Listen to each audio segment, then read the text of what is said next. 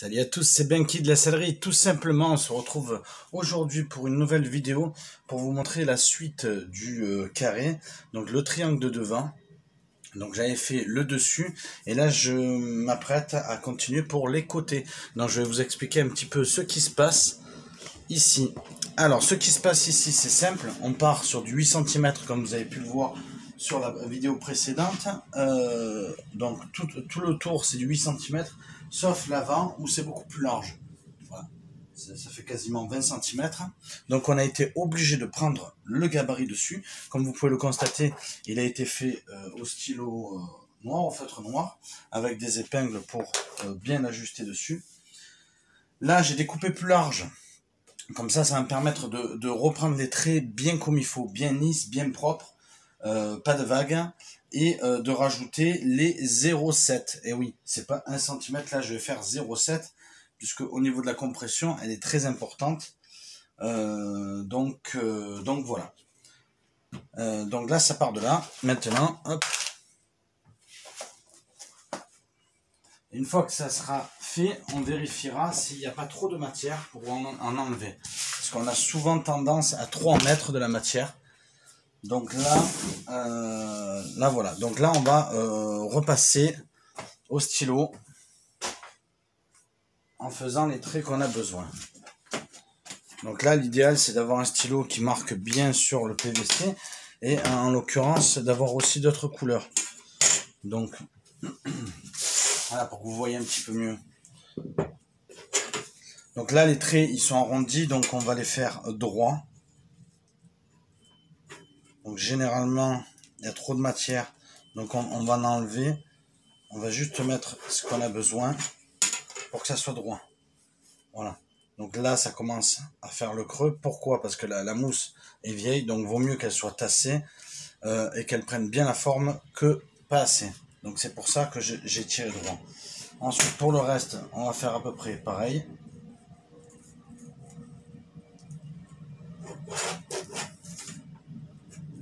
Toujours en prenant au plus large.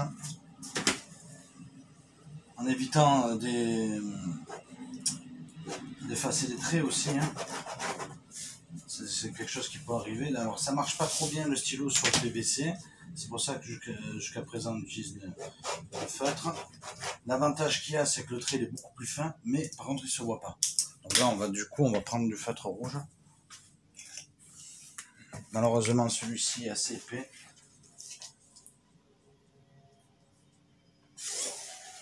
Voilà. Et on va essayer de passer. Il ne faut pas qu'il soit trop sec, sinon il va carrément effacer le trait noir. Et là il commence à fatiguer un peu celui-là.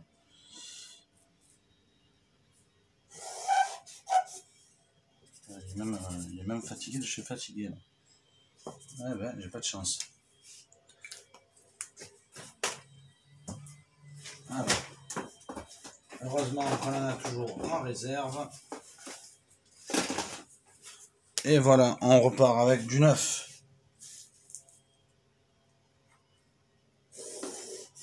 Voilà, et en plus il est très fin, donc c'est parfait. C'est mieux que celui que j'avais avant. Voilà.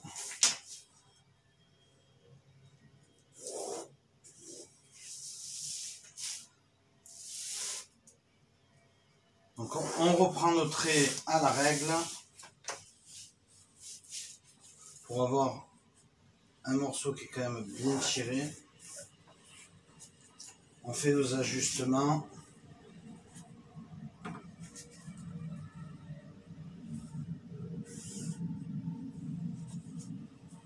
De toute façon, après on va laisser, puisque là j'ai fait exprès, on va laisser. Alors là ça va comme ça. Là c'est pas bon parce que là ça fait une. Là ça s'est un peu écrasé. On va essayer de tirer droit là. Là ça ne le fait pas.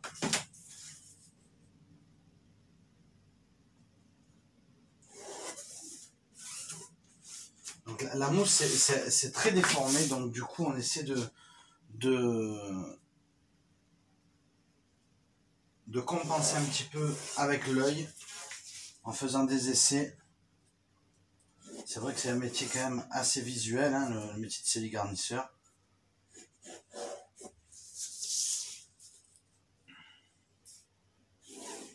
Puisque on est jugé surtout au résultat, donc le résultat c'est du visuel, il faut que ça plaise au client, et nous qu'on s'est fait plaisir aussi à l'avoir réalisé. Que ce soit le rouge ou le noir, là j'ai pas l'impression qu'il marche mieux, alors que celui-là il est complètement neuf, mais non, c'est bizarre. Je suis même très embêté et très surpris que ça marche pas. Donc là, du coup la règle, on la nettoie. Bah après l'idéal c'est d'avoir un produit pour le nettoyer, comme de l'eau écarlate, hein. J'aime beaucoup travailler avec l'eau écarlate parce que ça fait beaucoup de choses. Là, ce qu'on va faire, c'est justement prendre les 0,7 qu'on a besoin un petit peu de partout. Mais on va d'abord vérifier si au niveau de la compression, si je peux pas justement m'en servir pour voir l'atténuation de la compression. Donc là, si par exemple on était à 8, est-ce que tassé, on arrive à 7,5 à peu près. 7,5.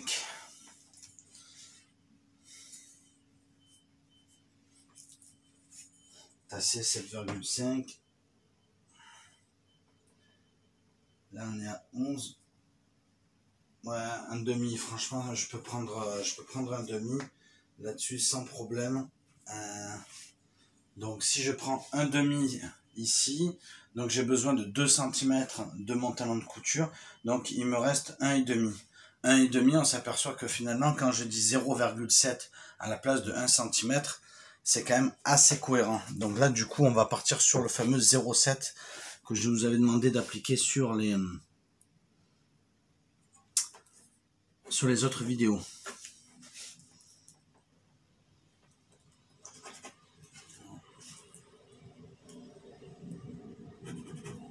Toujours faire attention de ne pas effacer le dessin avec le coude par exemple. Et bien évidemment se repérer sur le trait ajusté et non pas sur l'ancien trait.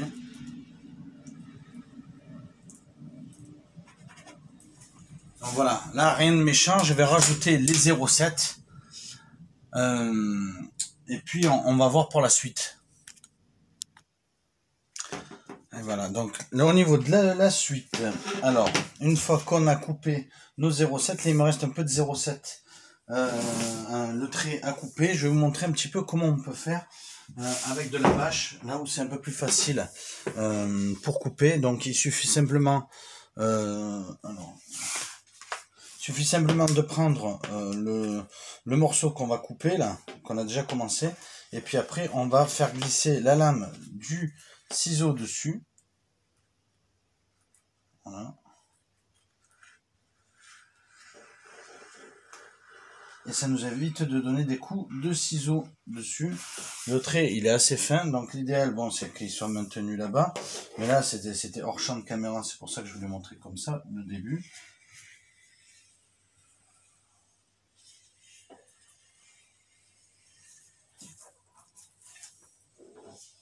Donc voilà, avec le ciseau légèrement entrouvert, sur le PVC ça glisse vraiment tout seul.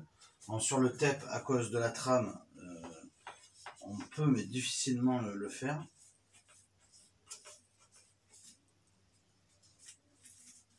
Ce que j'ai pu voir dans le passé avec mes anciens maîtres d'apprentissage, c'est qu'ils utilisaient une sorte de lame pour pouvoir couper.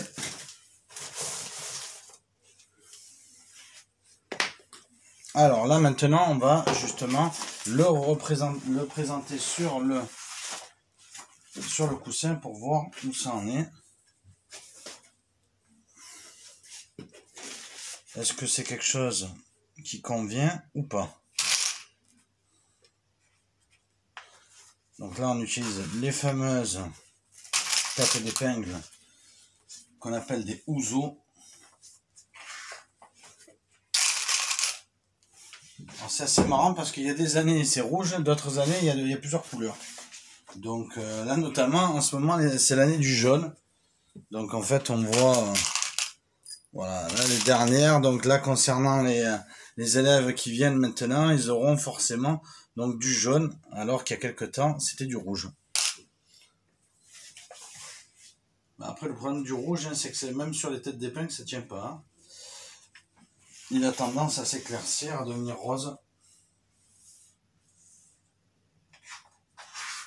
Donc voilà, donc là le morceau il a l'air bien, vraiment il présente vraiment bien. On voit le bout ici, donc ça tombe bon.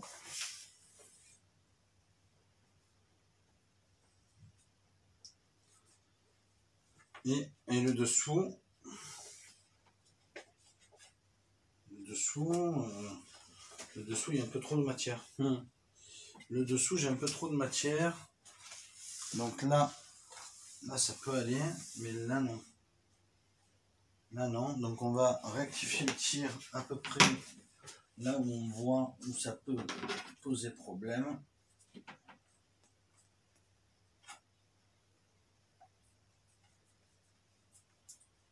Voilà. Là j'ai rectifié et là c'est bon. Là c'est bon. Là effectivement on a un problème au niveau de la mousse. Je vais vous montrer davantage. La mousse est abîmée. Je vais pas couper le retailler. C'est pas. Je vais perdre du temps. Je l'ai pas compté au client. Et le client voulait juste une propreté. Bon, par contre, mon ancien trait est peut-être un peu plus juste. Donc on va justement le réadapter. On va justement le réadapter pour pouvoir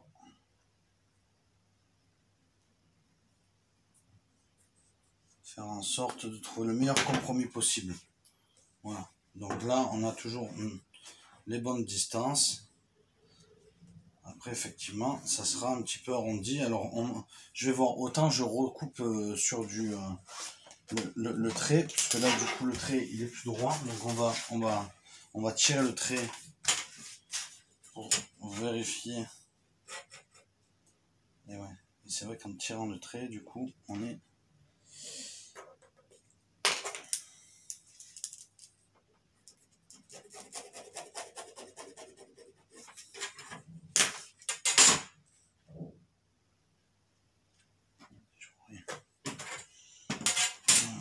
Si je tire le trait de là à là...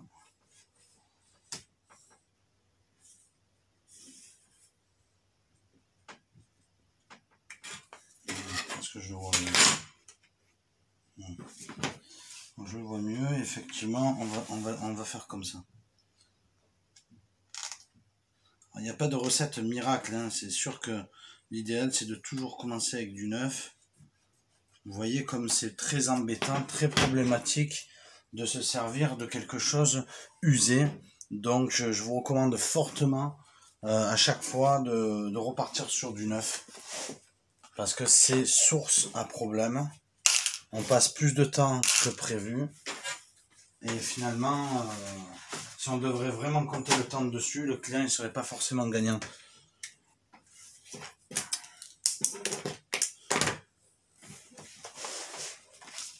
Alors après, ça rentre dans un choix dynamique de prix, puisque bon, il n'y avait pas que ça à faire.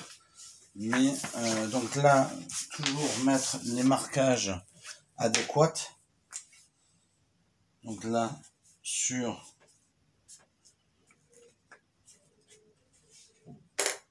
le sens visible. Donc soit on fait ce trait là maintenant. Hein. Donc, maintenant j'ai appris ce trait là. Voilà. Qui veut dire endroit. Hein. Un rond ça veut dire endroit. Et deux ronds, il y a deux E, donc ça veut dire envers. Voilà. Donc là je le laisse juste sur l'endroit.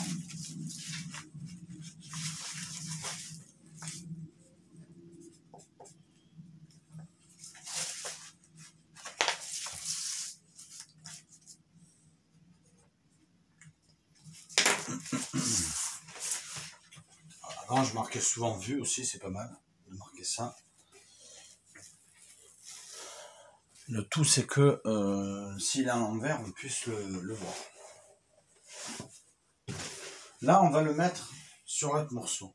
Bon, la problématique c'est que le coussin avait été avec mis avec de la ouate. À la base, je comptais la conserver parce qu'elle ne me gênait pas.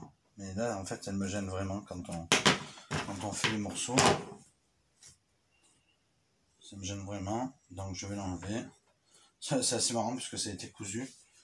On dirait que la personne était un boucher. Donc, elle m'a ficelé ça comme un roast beef. À pas s'embêter, vaut mieux le coller, quoi. Donc, je pense que la personne n'était pas de métier pour avoir fait ça. C'était peut-être plutôt une couturière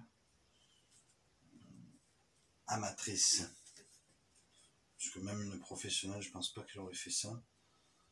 Ne connaissant pas les choix des matériaux, ça fait rien quand il y a quand même des façons de faire qui ressemblent beaucoup à l'amateurisme. Quand on voit les housses comme elles ont été créées à la base, il suffit de s'en rendre compte sur Facebook. On peut que constater que c'était pas un professionnel qui a réalisé ça, en tout cas pas un CD garnisseur. Ou alors un CD garnisseur qui n'est peut-être pas allé à l'école, qui a appris sur le tas par lui-même. Je sais pas, mais... Voilà, donc là on a dégagé la ouate. J'aime pas moi beaucoup, j'aime pas travailler avec la ouate parce que c'est un cache-misère, mais bon. Je peux comprendre que d'autres le font. Après c'est vrai que c'est une très bonne matière en tapisserie, ça je ne vais pas le renier. De toute façon, au vu du prix, des fois on est obligé de passer de la ouate. Donc là, on va à l'envers voir si le morceau peut correspondre. Est-ce qu'il suit les mêmes courbes que l'autre? En théorie, oui, mais pour la vidéo, je vous le montre quand même. Donc là, on arrive, même avec la correction du trait, on arrive très bien, même ici. Voilà. Donc là, on est bon. Donc le morceau, il est bon dans les deux sens. J'ai fait ma bande de derrière, donc du coup j'aurai que 3 morceaux à faire, plus le petit triangle de devant. C'est une particularité, mais c'est parce que ça doit épouser la coque du navire, donc je vais vous le montrer. Donc là, ce morceau là, il est très bon. Hop, voilà. Donc là, c'est la première fois que je vois ça. Ils ont carrément coupé l'angle, donc nous on va refaire pareil. Donc comme il va s'appuyer un petit peu, ça va permettre de compenser là où c'est déchiré. Ou alors on ajoutera un petit morceau de... Lorsqu'on va faire un essai, on va voir si en serrant la housse, ça a permis justement d'effacer le fait que la mousse ait été mangée. Ou alors on la complétera à ce moment-là avec une nouvelle type de mousse. Le dessous, il me reste à faire le dessous en grille. Donc là, au niveau de la grille, c'est pareil, je ne vais pas faire de gabarit. Je vais simplement enlever cette ouate pour vraiment faire le bon gabarit au bon endroit, comme il faut. Parce que là, cette ouate, c'est vraiment... c'est pas top top.